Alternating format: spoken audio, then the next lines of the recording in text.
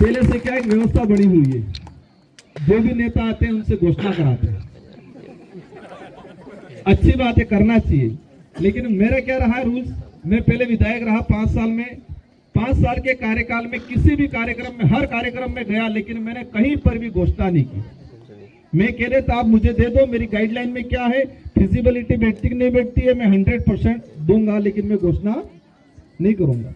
अब बेचारे हमारे नेता फिजिबली बैठता है कि नहीं बैठता है, गाइडलाइन में है नहीं है पता ही नहीं, प्रेशर पड़ते ही घोषणा कर देते हैं। अब फिर पूरी होती नहीं, गांव वाले याद रखते हैं, फिर रगड़ा निकाल लेते हैं। तो मेरे विधानसभा में 5 साल में एक भी घोषणा नहीं की, लेकिन काम बेस्ट कराए, क्योंकि उसका परिणाम मुझे मिला कि मैं 70,000 वोटों से दूसरी बार जीता। राजस्थान में परसेंटेज के मामले में हाईएस्ट, क्योंकि मैंने एक भी घोषणा नहीं की। तो हो सकता मैं बिना जाने घोषणा ही करता रहता सब जगह, तो शायद जीतता नहीं दोबारा। तो बिल्कुल आपकी भावना, आपने 2-3 काम बताए हैं, मैंने उनको बताया था टीएस वाला लेके आ जाना, मैं प्रायोरिटी के हिसाब से दे दूंगा, क्योंकि आप लाखमड़ी लीजिए भागीदार वाला फिर, क्योंकि मुझे आटो विधानसभा में हर जगह थोड़ा थोड़ा चला, फिर कुशलगढ़ वाला हाथ उसको खरीद जाएंगे, तो मुझे बांसवाड़ा वाला फिर हाथ दो। इसलिए अवश्य मेरी जिम्मेदारी है मेरे क्षेत्र में डेवलप को लेके, शारीरिक डेवलप, मानसिक डेवलप, भौतिक डेवलप, हर प्रकार से। और सबसे बड़ा हमको मानसिक विकास ज्यादा करना है। भौतिक विकास हो गया और मानसिक विकास नहीं हुआ तो गड़बड़ हो जाएगा। प्रदेश में जो परिस्थितियां बनी है वो हमारे इलाके में नहीं बननी चाहिए। कुछ लोग कोशिश करते हैं हमारे इलाके में इस तरह की परिस्थितियां बनाने की, इंसान से इंसान को नफरत कराने की पॉलिसी रखते हैं, आपस में धर्म के नाम से लड़ाने की जो नीतियां चल रही है, ऐसी नीति वाले लोगों को पहचानना है और ऐसी नीति वाले लोगों को आगे नहीं आने देना है, क्योंकि वो जहर बोलते हैं इंसान के खिलाफ। ये देश आजाद कराया किसी एक धर्म का व्यक्ति आजादी के लिए नहीं लड़ा, या किसी एक ही जाति का, एक ही नस्ल का व्यक्ति आजादी के लिए नहीं लड़ा। देश आजाद कराया हर वर्ग का व्यक्ति लड़ा, हर वर्ग का, कोई एक ही जाति या एक ही धर्म का नहीं लड़ा है। तो देश को आजाद कराने में प्रत्येक समाज का रोल है, तो देश के अंदर स्वतंत्र रूप से जीने का भी प्रत्येक वर्ग, प्रत्येक धर्म के लोगों का जिम्मेदार, उनका मतलब फर्ज बनता है, अधिकार है उनका।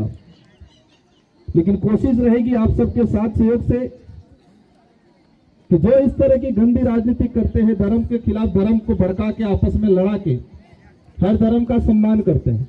तो मैं कई बार कहता हूं आदिवासी धर्म पूर्वी है, आदिवासी धर्म पूर्वी और सच्चाई है, क्योंकि ये सच्चाई इतिहास से मिलता है, ये सच्चाई संविधान के प्रावधानों में देखते हुए सुप्रीम कोर्ट और हाई कोर्ट के कई जजमेंट भी कहते हैं। इन चीजों पे हम नहीं जाना चाहेंगे, और नहीं हमारा कोई धर्म का विषय है, और नहीं हम धर्म के विषय को आगे बढ़ाना चाहते हैं। लेकिन अपने इलाके में कुछ पॉलिसी बनती है कि धर्म के नाम से आपस में लड़ा और राज करो वाली नीति जो चलती है, तो ऐसे लोगों का भी ध्यान रखना है, ऐसी विचारधारा को भी ध्यान रखना है। इंसानियत सबसे बड़ा धर्म है, तो जो धर्म इंसान को इंसान से नफरत करना सिखाता वो धर्म नहीं हो सकता है। इसलिए इन चीजों का भी ध्यान रखना है, क्योंकि ये चीजें धीरे धीरे आने वाली पीढ़ी में इन बच्चों में जाएगा, इन बच्चों के अंदर फिर धीरे धीरे पैदा होगा, तो ये जहर धीरे धीरे घुलता जाएगा। सबसे बड़ा एक ही है, इंसानियत सबसे बड़ा धर्म है। बाकी आस्था के हिसाब से कौन किसको मानता है वो उनका व्यक्तिगत इशू है, और ये संविधान भी इसको आजादी देता है।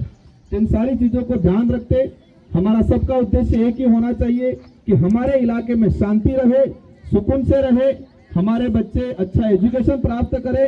और एजुकेशन डिपार्टमेंट की वर्तमान में जो स्थिति बनी हुई है, हमारे कर्मचारी बेचारे, मैं देखता हूं कई बार गवर्नमेंट ने पॉलिसी ऐसी बनाई है कि शिक्षक बच्चों के प्रति जवाबदेही नहीं होकर अधिकारी के प्रति जवाबदेही हो, ऐसी पॉलिसी बना रखी है।